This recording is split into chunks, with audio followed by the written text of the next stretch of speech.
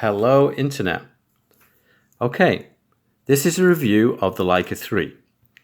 I just wanted to make a nice little video just showing my opinion after owning this camera for a few months and whether or not it would be a good idea or a good shooter for you to have if you're into rangefinders and you're into Leicas. Okay, this is a 3B and there are many models from 3 right through to 3G, and everything from 3B onwards has this, which is the viewfinder and the rangefinder windows very close together. They're not combined like they are in a modern M camera from like the M3 onwards, but they're very close together and quite easy to use. Whenever you get a camera or an item like this, the history just jumps out. It's the sense of history when you handle or use something like this is amazing. This is a 1939 camera, and the lens is a 1936. And if you know anything about history, you'll know that from 1939 onwards, we were embroiled in a war with Germany, Nazi Germany, and this is a German camera. So right away I thought, what the hell has this camera seen in its life? It must be, it's amazing. It could have been anything really. So I looked into the history of Leica and I bought a book on the subject, and I was very, very happy to learn that Leica had a part in helping Jewish people escape Nazi Germany. What they would do is they'd give them some kind of certificate to show that they were going to get a job in a Leica company or a Leica store elsewhere in the world, and they were able to leave Nazi Germany and escape. So that's amazing.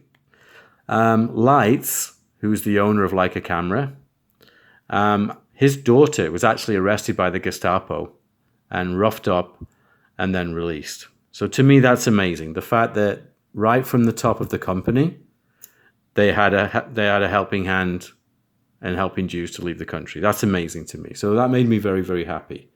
So the sense of history you get with something like this is amazing.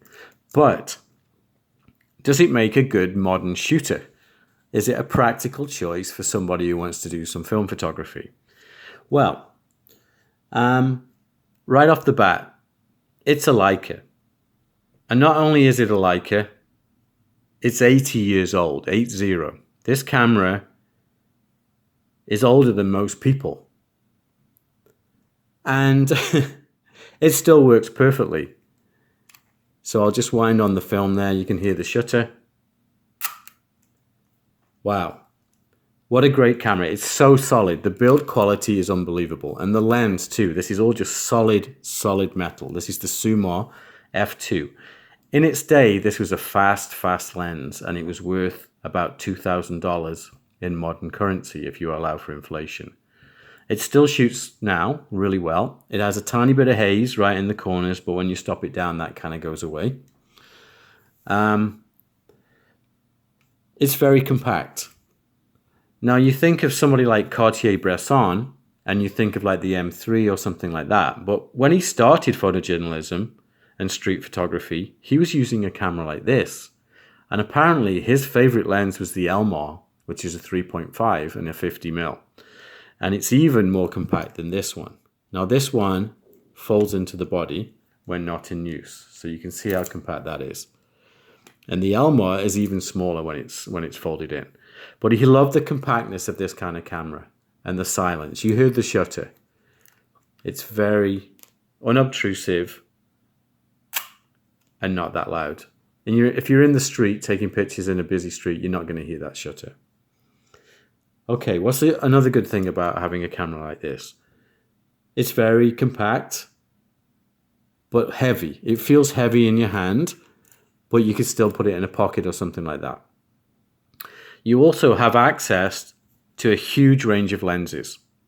Obviously Leica lenses, but the Leica thread mount, which is this is part of, actually was the mount for many other lenses. And remember, when this camera came out, the rangefinder was king. The SLR hadn't really happened.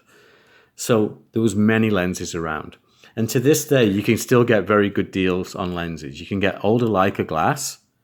You can get Russian stuff, such as the Industar or the Jupiter. And you can even get some Japanese stuff like the old Canon rangefinder lenses. And they're great too. If you find them in good condition, they're really good. So there's plenty of lenses around and at many price points. And there's modern Voigtlander lenses that have just been made in the last few years that are in the same mount as well. And they work really well. And then you don't have any problems with fungus or scratches or anything like that because they're new lenses. So basically, if you want to get into the Leica system or you were interested in rangefinder shooting, this would be a good way to do it. But keep in mind that the Leica M mount lenses don't retrofit to the thread mount. The thread mount lenses, you can buy an adapter and put them on the M cameras, but not the other way around. Okay, so here's a few quirks. This camera obviously has no meter. If it did, it would be broken. It wouldn't be working by now, so it's probably a good thing. You can buy a handheld meter. There's many available at various price points. And so that's going to slow things down a wee bit. You're not going to be as quick as using a camera with a meter that's built in. Because everything's a little kind of slow, the viewfinder and the rangefinder are separate. So you need to focus with the rangefinder and then compose with the viewfinder. And also the fact that this is a rotating shutter speed dial and you need to kind of lift it to turn it and set it. And you ideally wind it on first and then set it to the shutter speed. So that makes the operation of the camera a wee bit slower than, say, a modern camera without a rotating dial. But still, it's not a big deal. It's not something that's going to be a game changer. If you use a fully manual camera anyway, this isn't going to be that much different, to be quite honest.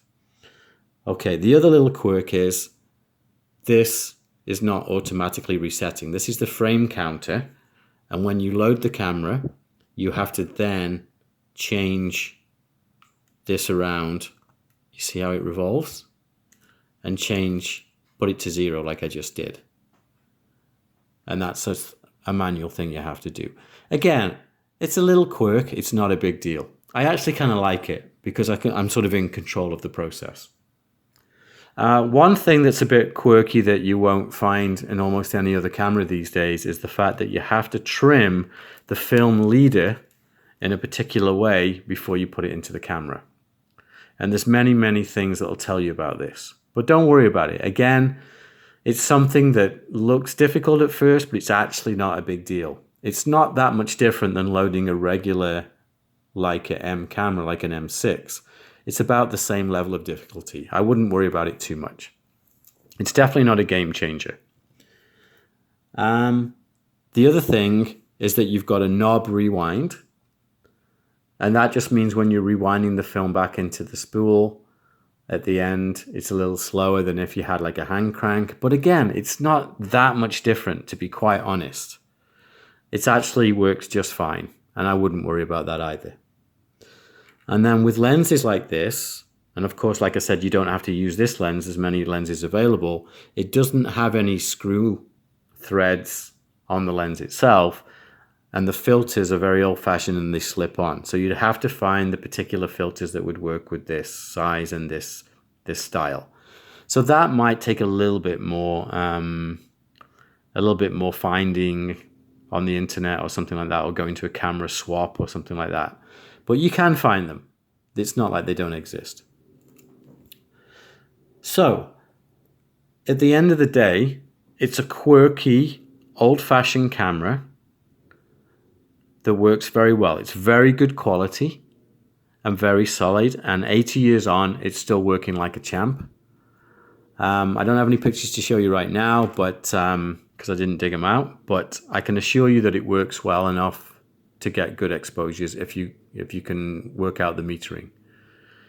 So would I recommend it? Yes, I would. If you want something a bit more modern and a bit easier, then I'd recommend a Leica M. But yeah, as a cheaper option of getting into the Leica system, I would definitely recommend this camera. No two ways about it. Okay, this is my 3 cents on the Leica 3. Thank you for watching and have a great day.